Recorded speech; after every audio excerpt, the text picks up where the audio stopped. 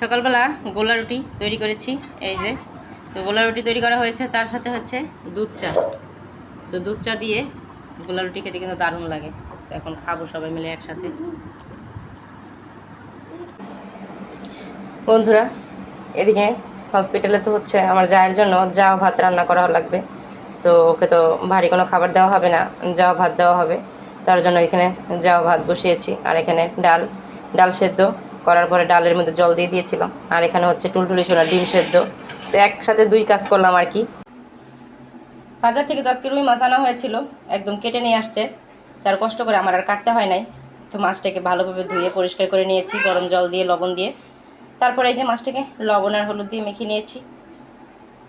এখন এই যে কড়াইতে তেল বসিয়ে দিয়েছি, এক এক করে মাছগুলোকে ভেজে নেব। তো মাছগুলোকে তেলের মধ্যে দিয়ে দিব।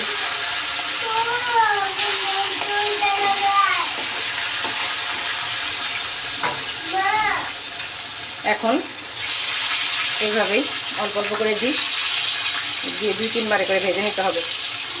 তো একটু হসপিটালে যাব দুপুরবেলা, তার জন্য রান্নাগুলো তাড়াতাড়ি করে কমপ্লিট করতে হবে আমার। মাছগুলো তো এক এক করে আমি সব মাছগুলোকে ভেজে নিয়েছি। দেখুন অনেকটা সময় নিয়ে মাছ ভাজা হয়ে গেছে। এখন ঝোল রান্না করতে হবে। আর মাছগুলোকে একটু কড়া করে ভেজেছি, জানি ঝোলে দিলে পরে খেতে ভালো লাগে, এই জন্য। তো এখানে জিরে ফোড়ন আর তেজপাতা দিয়ে আলুগুলোকে দিয়ে দিয়েছি। তো আলুগুলোকে এখন ভেজে নেব সুন্দর কড়া করে। তো নেড়ে চেড়ে ভালোভাবে একটু লাল লাল করে ভেজে নেব।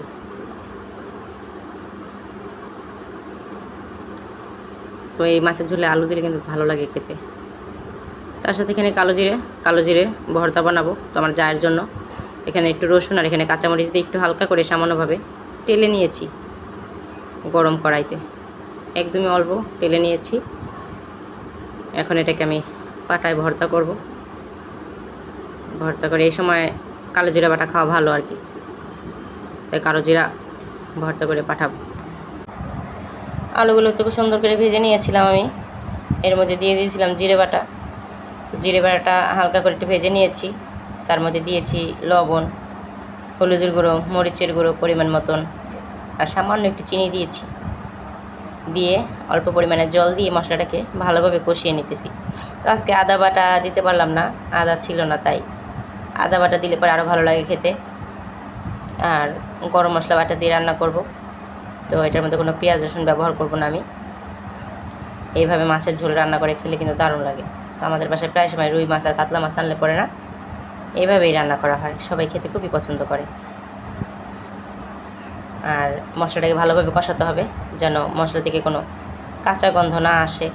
এই জন্য আমি অনেকটা সময় নিয়েই মশলাটাকে কষিয়ে নিতেছি। মাছ রান্না তো প্রায় হয়ে আসছে, দেখুন মাছের ঝোল পুরো ফুটে উঠেছে। আর এখন গরম মশলা বাটা দিয়ে দিয়েছি আমি, নামিয়ে নেব। তো নামিয়ে তাড়াতাড়ি রওনা দিতে হবে। এই যে নামিয়ে নিয়েছি, মাছের ঝোল হয়ে গেছে। তো জিরে বাটা গরম মশলা দিয়ে কিন্তু খেতে দারুণই লাগে।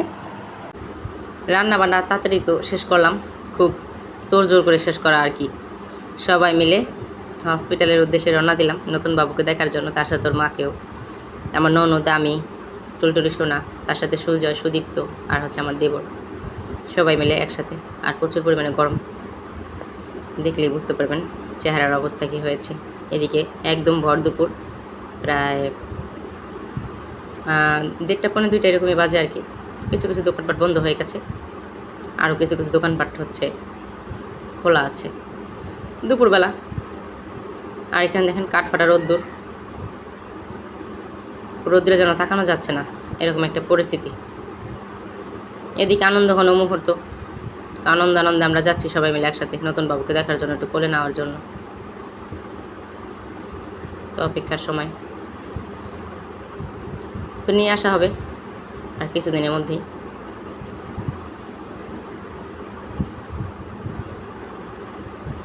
তো এদিকে হচ্ছে, এটা হচ্ছে আমাদের এখানকার সরকারি স্কুল। তো যেটা একটুখানি দেখালাম আপনাদেরকে, কাছাকাছি, বেশি দূর না। এটা পার হয়ে আমাদের যেতে হয়। তো স্ট্যান্ডে যেতে যেতে আমাদের প্রায় 20 মিনিট 25 মিনিট সময় লাগে আর কি, তারপরে পৌঁছে যাই স্ট্যান্ডে, ওইখান থেকে মেডিকেল কাছাকাছি। তো বন্ধুরা হসপিটাল থেকে তো আসলাম, বাসায় এসে স্নান শেষ করলাম, স্নান শেষ করে একটু শুয়েছিলাম, ফোনের পেছনে একটু সময় দিয়েছি, তার সাথে বাচ্চা কাচ্চারা সবাই ঘুমায় পড়ছে। আর এদিকে হচ্ছে আমি আবার আসলাম একটু বাদাম ভাজবো রাত্রে পাঠায় দেওয়ার জন্য। আর গিয়েছিলাম তখন তো আপনাদের দেখাইতে মনে নাই, তো নতুন বাবুকে নিয়ে সময় কাটালাম আর কি আর করার, কিছু করার নাই। তো এদিকে সময় কাটাচ্ছি, তাদের সাথে মাসি শাশুড়িরা আসছিলো, সবাই আসছে দেখতে, সবার সাথে কথাবার্তা হলো। আবার প্রচুর পরিমাণে গরম ছিল আজকে, যার জন্য একটা অস্বস্তিকর পরিবেশ ছিল। তো বন্ধুরা এখন সন্ধ্যার যে কাজটুকু, ভাত বসালাম, তো ভাত পাঠিয়ে দিতে হবে রাত্রে, তার সাথে তরকারি মাছ রান্না করে রেখেছি, ওইভাবেই রয়েছে। তো আমরা হসপিটালে গিয়েছিলাম, ওখানে মাসি শাশুড়ি মাছ ভুনা করে আনছে, তার সাথে মাংস রান্না করে আনছে, অনেক আনা হয়েছিল, যার জন্য আমরা ওইখানে বসে খাই আসছি। মা বললো যে খায়া যাও, নাহলে এগুলো থাইকা যাবে, পরে খায়া দেয়, তারপরে আসছি বাসায়। আর বাসায় যে রান্নাবান্নাগুলো ছিল ওগুলো ওইভাবে ধরাই আছে।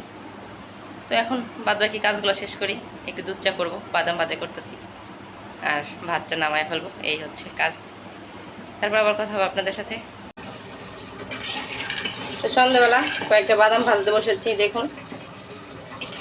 এবার বাদাম ভেজে পাঠিয়ে দিব রাত্রিরে, তো তারা তো প্রায় রাত জাগেই বললেই চলে, তার জন্য পাঠিয়ে দিলে কি হবে, মা আবার ভালো খায় বাদাম ভাজা, রাত জেগে বসে বসে বাদাম ভাজা খাবে, তার জন্য কয়েকটা বাদাম ভেজে পাঠাচ্ছি। আর ওইদিকে আবার গাছগুলোর মধ্যে একটু জল দিতেছিলাম, তো বাসায় তো ছিলাম না, জল দেওয়া হয় নাই, তো জল দিব, কিছুটা দিয়ে আসছি, আবার বালতি ভরে রাখছি, দিয়ে আসবো জল।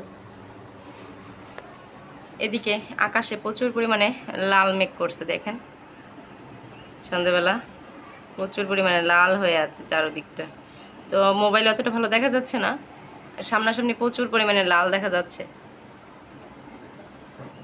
তো সন্ধ্যার ভিউটা দেখতে অনেক সুন্দর, তাই না? তো লাল মেঘ হইলে নাকি শুনছি বৃষ্টি হয়, ঝড় বৃষ্টি হওয়ার একটা ই থাকে নাকি, এরকম একটা।